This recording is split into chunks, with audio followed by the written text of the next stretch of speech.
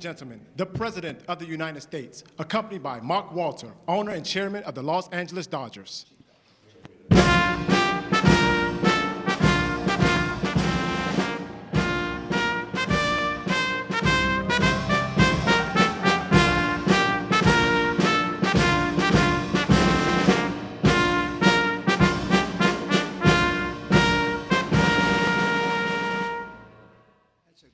Group.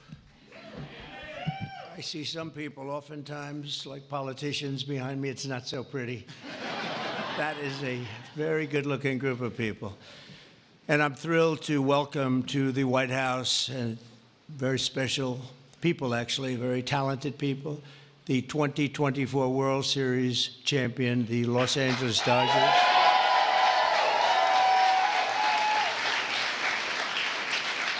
And I want to congratulate you on a legendary season, and I watched it very closely. Some of those teams were home teams, and you did a big number. You're really amazing how it all came out and how it all ended. With us today is Dodgers owner and chairman Mark Walter. Thank you very much, Mark. Congratulations. President Stan Kasten, one of the greatest managers of the really ever to wear the Dodger blue, Dave Roberts. What a time he's had.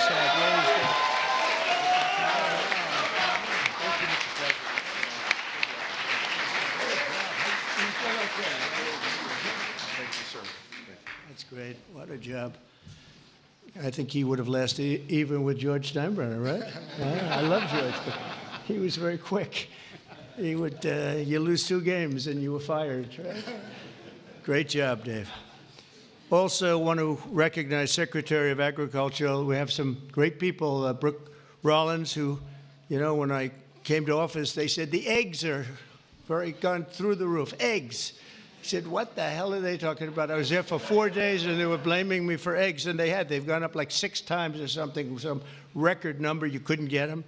And I gave it to Brooke, and I just saw the other day they're down 73%, right? That's pretty good. And the press doesn't mention that. Nobody talks about it, so but I know. Secretary of Labor, Lori Chavez DeRimmer, thank you, congratulations. The Chief of Staff, Susie Wiles, who's a big Dodger fan, by the way. Susie, thank you. And we have also representatives Kevin Kiley, Congressman Kevin Kiley, Young Kim, thank you, congratulations, great job. Jay Olbernolte, Jay, thanks Jay. Nanette Barragan. Nanette, where's the, hi Nanette, oh look at that, huh, what nice outfit. One of my favorite people, Gus Bilirakis, Congressman. Hi, yes. Addison McDowell, new to the Congress, but doing a great job. Thank you, Addison. A real good baseball player and a friend of mine, Roger Williams. Great job. And another new congressman, but he's been there a long time in a mental sense, because he has really done a job and he knows Congress very well. He was with me for 7 years. Brian Jack. Brian, congratulations, Brian. And others, we have a couple of senators here. I just don't particularly like them, so I won't introduce. Over the course of this amazing season, the members of this team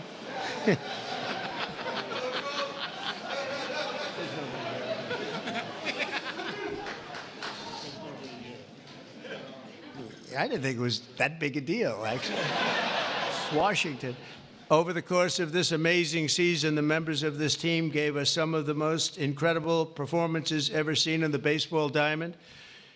In all of baseball history, only 6 players have ever hit 40 home runs and stolen 40 bases in a single season. And an elite group known as the 40-40 Club. It's a 40-40 club, and very few people make it. But unanimous National League MVP, Shohei Ohtani.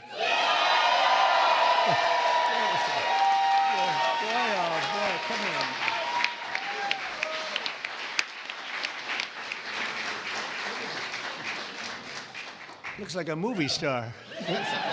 He's got a good future, I'm telling you. He shattered all of those records last year. Think of it, all of them. And he did something even more because he became the first ever member of the 50-50 club. So 40-40 is top. Hitting 54 home runs and 59 steals, an accomplishment unparalleled in 149 years of Major League Baseball. Think of that. That's just incredible. Even more incredibly, Shohei clinched that achievement in what some have called the greatest game ever. Was it that good of a game? That was a pretty good game, actually, right there. Is he good? Only getting better. And he's getting better. Getting better. That's scary for a lot of people, huh? Even more incredibly, Shohei clinched the achievement. I mean, it really was, and at a time that, at an age that nobody ever thought was possible. On September 19th, 2024, he did the unthinkable by going 6 for 6. This is a pretty amazing. I didn't realize it was that good. I saw that game. 6 for 6 against the Marlins with 3 homers, 10 RBIs, and a pair of stolen bases. Other than that, it was not a great game. How many people have gone 6 for 6? Just period, right? Not very much, right? Maybe a dozen. Maybe a dozen. Amazing. As you know, the Dodgers were down a lot of talent on the mound last season due to injury. The resilient group used 40 different pitchers, the most ever by an eventual World Series championship team. They had to go and get them. I don't know how they got them and where they got them, but they got them because they won. I know you especially miss the heart and soul of the pitching staff, Clayton Kershaw, who is really fantastic.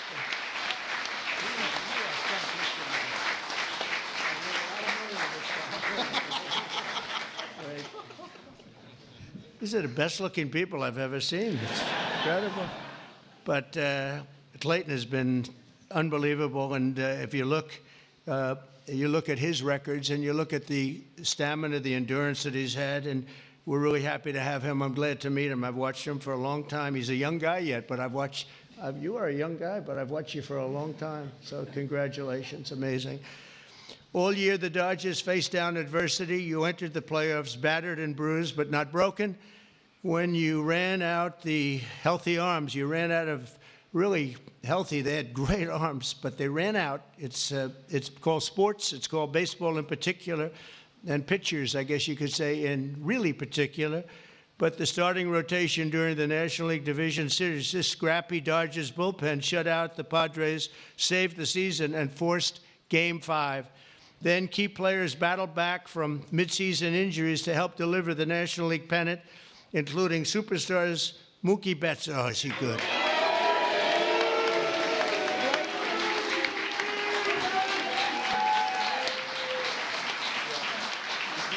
Good looking.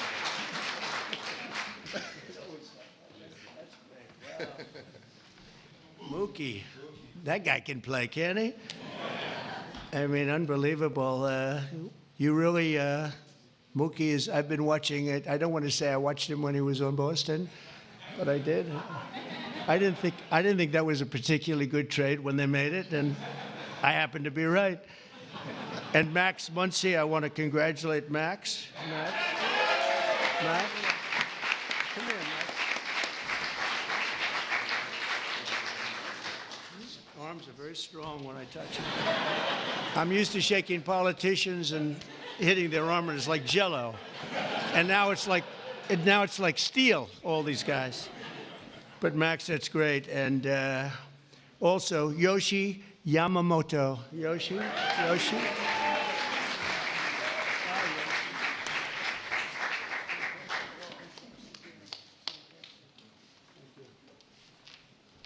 Wow, what great athletes. And, of course, series MVP, Tommy Edman. That was an MVP series.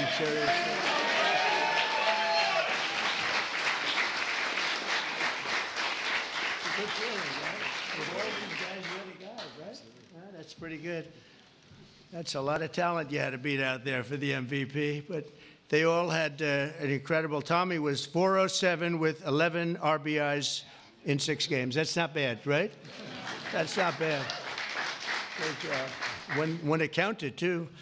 Next came the blockbuster World Series against another iconic team known as the New York Yankees. I love the Yankees. George was a great friend of mine. He had very few friends, but he was. And if you want to sit for 9 innings with a game watching the Yankees play with George, you were exhausted by the end of the game. It was actually hard work, but we love George. And they're doing a good job, and they're doing well this season, and you're already 9-2. And so you're doing a good job. Maybe you see the same thing over again. In Game 1 of the World Series, Freddie Freeman, on a sprained ankle. He's a great player with a broken finger and a broken rib, channeled Kirk Gibson's legendary walk-off home run in Game 1 of the 1988 World Series. That was a game that pretty much everybody remembers. He could hardly swing the bat, but he swung it one time, and it was a shot. On the first pitch, Freddie saw in the bottom of the 10th, he hit an unforgettable walk-off grand slam home run, the first in World Series history. It's amazing. The Dodgers rode the momentum to win 2 of their next 3 games, placing them on the verge of baseball immortality in a dramatic Game 5, down 5 runs on the top of the 5th. That was a strange inning, I'll tell you, for those Yankee fans. But I'm not saying I was a Yankee fan, because I love these people behind me. But down 5 runs in the top of the 5th with 2 outs and the bases loaded, the Dodgers gave us one of the grittiest half-inning World Series events, showings that anybody's ever seen. Mookie started the rally by beating out a routine ground ball to first, which he's fast as hell. I don't know how the hell you can... Having that speed isn't that a great thing? I played baseball, but it was sort of slow. I wasn't fast. Driving in the phenomenal Kike Hernandez. Where's Kike?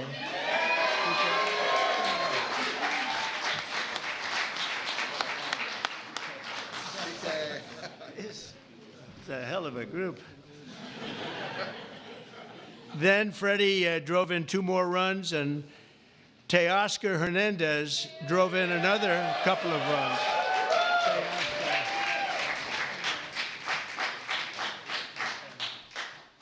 That's a group. Teoscar, so you're doing well this season too? A little bit. Yes, that's what I heard. That's what I heard. After a few dominant innings from Blake Trainen. Where's Blake? I heard dominant, right? That's dominant.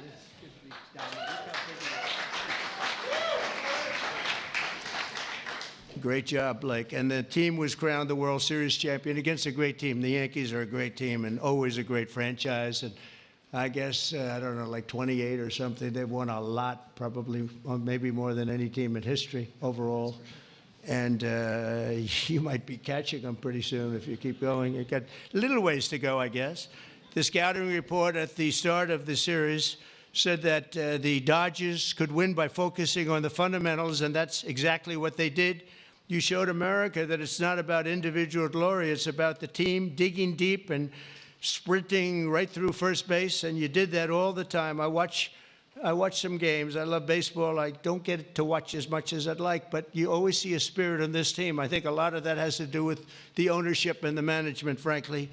But you see a spirit on the Dodgers that you don't see with a lot of teams. A lot of teams I turn on, I say, oh, let's forget it. When I turn on the Dodgers, I like to watch the team. And now that I've gotten to meet these guys personally, I like it even more. I'm going to like it even more, and you're off to a great start. After seeing how successfully you've begun the season, I can tell you that you can plan on being back here. I hope you're going to be back here next year. I don't want to give you too much because we want to have a little suspense for next year, but I will tell you, we're going to go down. We're going to do something we don't do generally. We're going to run them down really fast. Have a game today? Do you have a game today or tonight?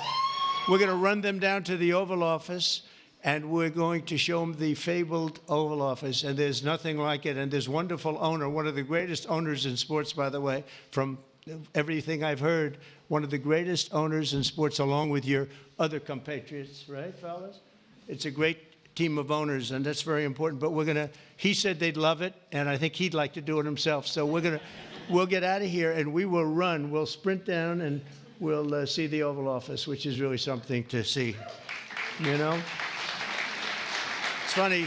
People come from all over, the biggest people, the richest people, the most powerful people, and they come and they go into the Oval Office and they just stare. Oh, wow, that's something. They all have beautiful offices. They have offices that are the best in the world in many cases, but they love the Oval Office. So with all of that, I'd like to now introduce you to the Dodgers chairman, Mark Walter, to say a few words, and then we're going to follow that up with Clayton, who's going to say a couple of things, and that's a great representative of a great team. Thank you very much. Mark, thank you.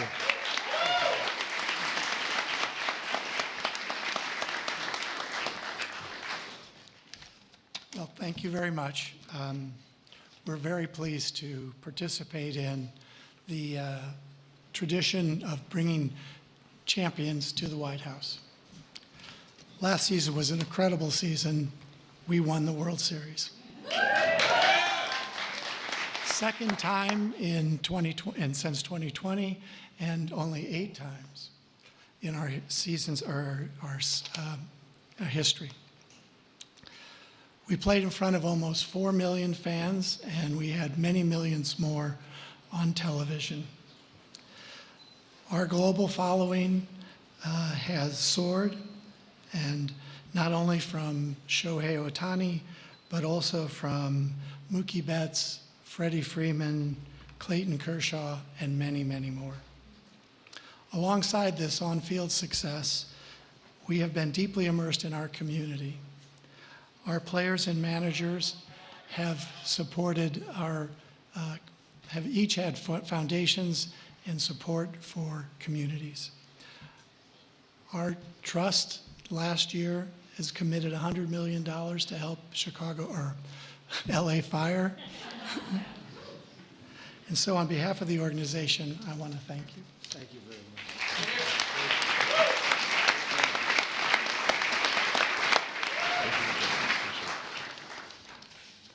Okay, wow, this is an incredible honor for me, and to stand here today representing the Los Angeles Dodgers and this group of staff and players behind me today.